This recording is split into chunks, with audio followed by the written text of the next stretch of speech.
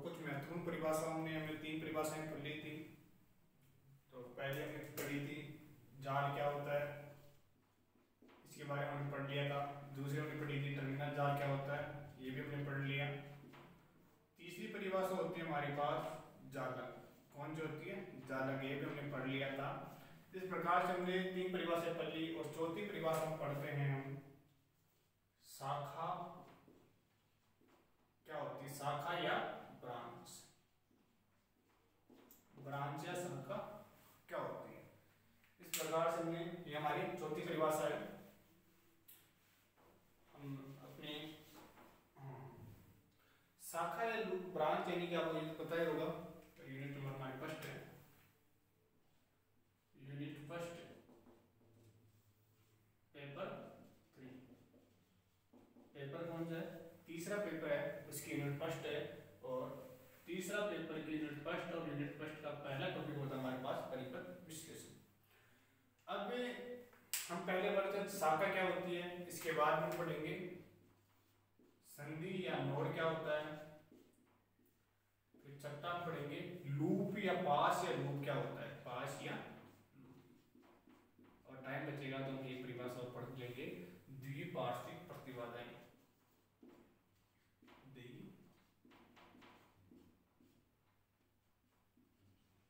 द्विपार्श्विक प्रतिबाधाएं ये हम पढ़ लेंगे। इस प्रकार से मैं हम 4 परिभाषा पढ़ते हैं, इसके बाद में आपके 1-2 परिभाषा और बचेंगी, वो भी पढ़ लेंगे हम। तो पहली परिभाषा पढ़ते हैं शाखा या ब्रांच किसे कहते हैं। शाखा क्या होती है, ब्रांच क्या होता है, आपको जानकर बताइए क्या होता है शाखा या ब्रांच।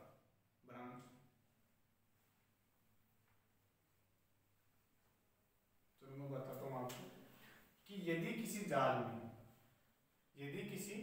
में जाल का वह भाग जिसमें धारा का मान क्या हो, नियत हो, उसको बोलते हैं शाखा। जैसे हमारे पास 2 बिंदु हो गए ए और बी, यहाँ से धारा निकली, मान लो यहाँ से I1 धारा प्रवाहित हो रही है, ये भी धारा यहाँ पे आई I1 हो गई, यानी इन 2 बिंदु पॉइंटों के बीच में धारा कितनी है, नियत है। कौन कितनी धारा बह रही है, I1 धारा बह रही है। जैसे यहाँ पे ये संधि, इस पॉइंट को बोलते हैं संधि या नोड, जिसपे 2 या 2 से अधिक शाखाएं यहाँ पर मिलती हैं, उसको बोलते हैं शाखा। क्या वो संधि, सॉरी शाखा नहीं, संधि या नोड। तो जब यहाँ से आएगी तो यहाँ आएगी, यहाँ से I2 धारा प्रवाहित हो गई, यहाँ से हो गई I3। इन 2 पॉइंटों के बीच में धारा का मान नियत है, इन 2 पॉइंटों के बीच में धारा का मान नियत है, इन दो पॉइंटों के बीच में धारा का मान नियत रहेगा, और इन 2 पॉइंटों के बीच में धारा का मान क्या रहेगा, हमेशा नियत रहेगा।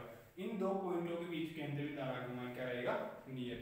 यानी कि जिससे किन्हीं 2 बिंदुओं के बीच में धारा का मान क्या है, नियत हो, या जाल के अंदर धारा का मान नियत होता है, उसको बोलते हैं शाखा। शाखाओं से मिलकर, देखो संधि क्या होती है कि 2 या 2 से अधिक शाखाओं से मिलकर बने बिंदु को, यानी ये पॉइंट है यहाँ पे, ये 3 शाखाओं से मिलकर बना है, इस पॉइंट को क्या बोलेंगे, संधि या नोड। पास या लूप किसे कहते हैं, ये हमारे पास क्या होगा, लूप। कौन कौन से, A B F D, ये क्या हो गया, एक लूप हो गया। B C G F B, ये हमारे पास सेकंड लूप हो गया। C D H G C, ये हमारे पास थर्ड लूप हो गया। इस प्रकार से हम 3-4 लूप हो गए। तो अब इनके बारे में आपको मैंने समझा दिया, अब आपको दिखा देता हूँ क्या होता है शाखा या ब्रांच। तो आप नोट डाउन कर लीजिए।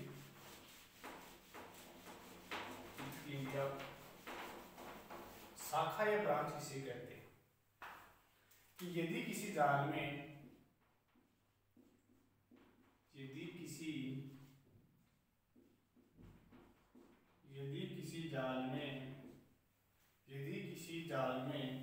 जाल का वह भाग, यदि किसी जाल में जाल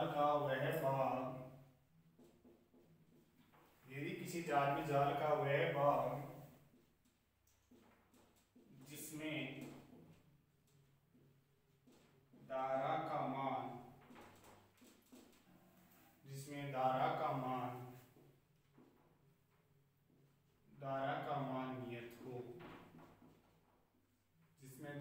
मान नियत शाखा कहते हैं, शाखा या ब्रांच कहते हैं।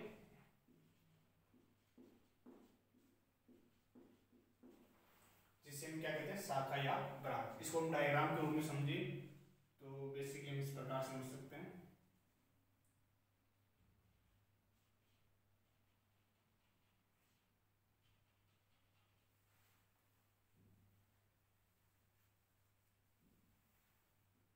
इस प्रकार से तो यहाँ पे हमने बैटरी लगा दी, ये हमारे पास रजिस्टर हो गया,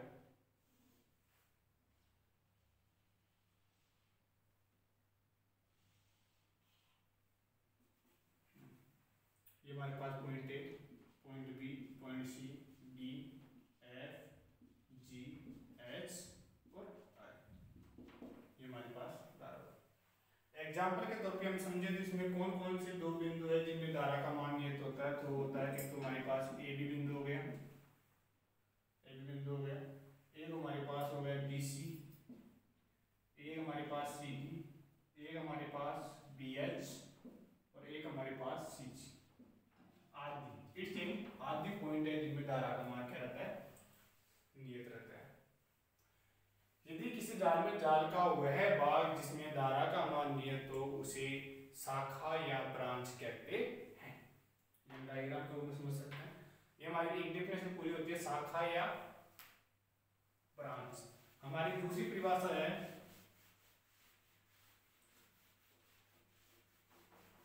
संधि या नोड। चार हो गए, हमारी पांचवी परिभाषा होती है संधि या नोड। संधि या नोड या संधि किसे कहते हैं। हिंदी में लिखना चाहो तो आप लिख सकते हो नोड।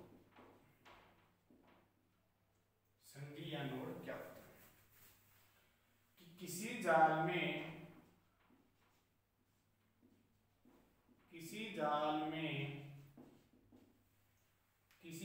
में दो या दो से अधिक, किसी जाल में दो या दो से अधिक, किसी जाल में दो या दो से अधिक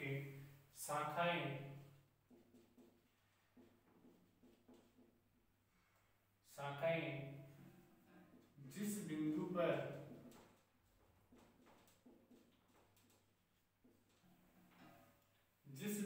पर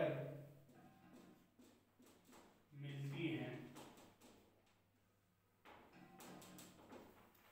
कि किसी जाल में दो या दो से अधिक शाखाएं जिस बिंदु पर मिलती हैं उसको बोलते हैं संधि या नोड कहते हैं। जैसे पॉइंट लें तो हमारे पास दो या दो से अधिक शाखाएं कौन कौन से बिंदुओं पर मिलती है। जैसे हमारे पास बिंदु बी हो गया, बिंदु सी हो गया, बिंदु एच हो गया, बिंदु जी हो गया। इस प्रकार से हमारे पास ये सब क्या हो गई, संधि या नोड। जैसे हमारे पास बी ले लो, सी ले लो, आदि हैं और देख सकते हैं। बेसिकली हम उर्दू में बोलते हैं कि किसी जाल में दो या दो से अधिक शाखाएं जिस बिंदु पर मिलती हैं उसको बोलते हैं संधि या नोड। बता लीजिए एक बार इसको, ये आपको बता दिया मैं पहले। इसके बाद हमारी अगली डेफिनेशन रहेगी पास या लूप किसे कहते हैं। पास या लूप किसे कहते हैं, किसी परिपथ में धारा का वह पथ, किसी परिपथ में धारा का वह पथ जो कुछ शाखाओं से मिलकर बना होता है।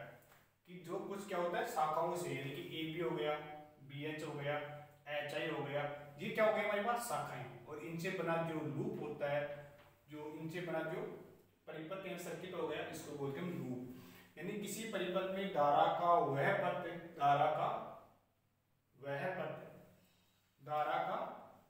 ये हो गया हमारे पास लूप। कि किसी परिपथ में धारा का वह पथ जो कुछ शाखाओं के द्वारा बना होता है उसको बोलते हैं लूप। परिभाषा लिखते हैं। संज्ञा नोड क्या आपने लिख ली होगी। अगली हमारी डेफिनेशन रहेगी, पांच हो गई, छठी हो गई हमारे पास पास या लूप।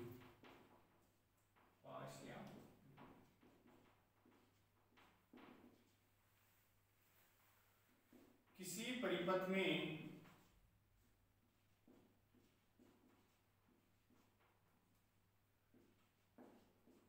परिपथ में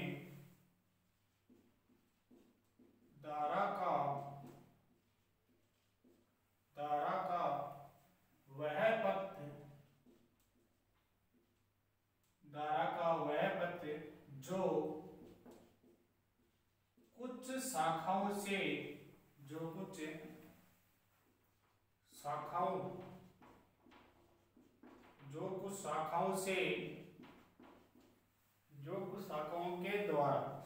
के द्वारा बना होता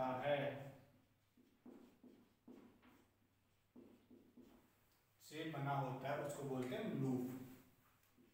जैसे हम बात करें ए बी एच आई, ये हमारे पास क्या हो गया, एक लूप हो गया। दूसरी बात करें तो हम बोलते हैं B C G H D, ठीक है।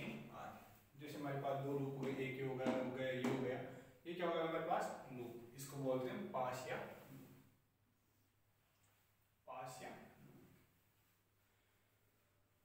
इसको उतारो आप।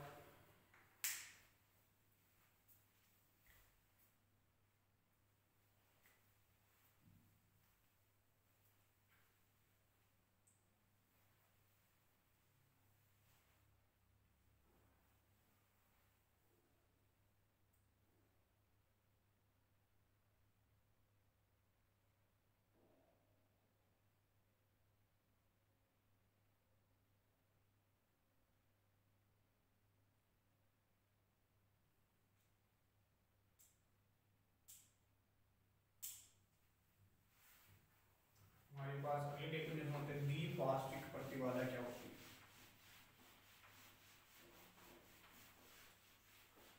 द्विपार्श्विक प्रतिबाधा, अगली डेफिनेशन हमारे पास द्विपार्श्विक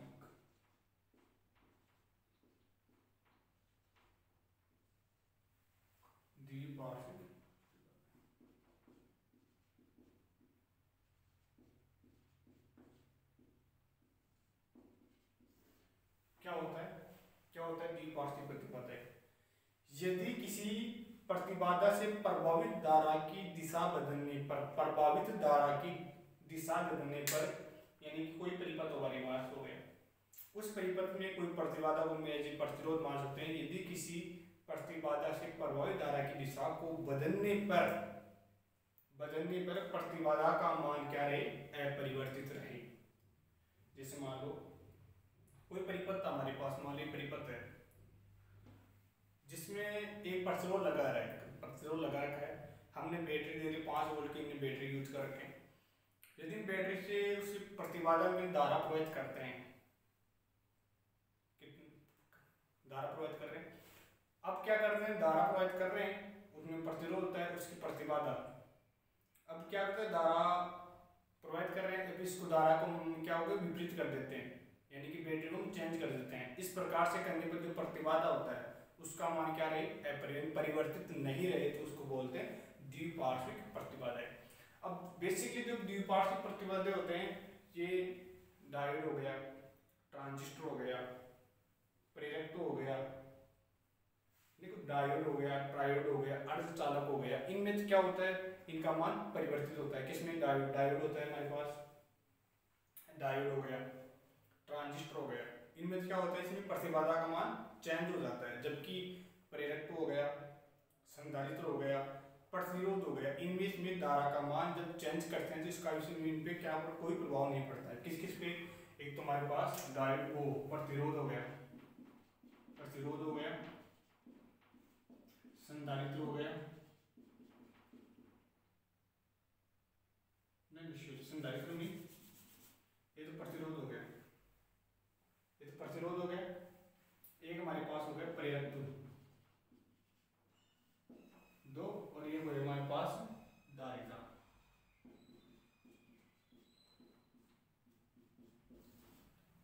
इन तीन में क्या होता है, अपरिवर्तित होता है।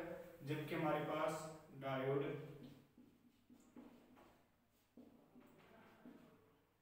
हो गया, ट्रांजिस्टर हो गया,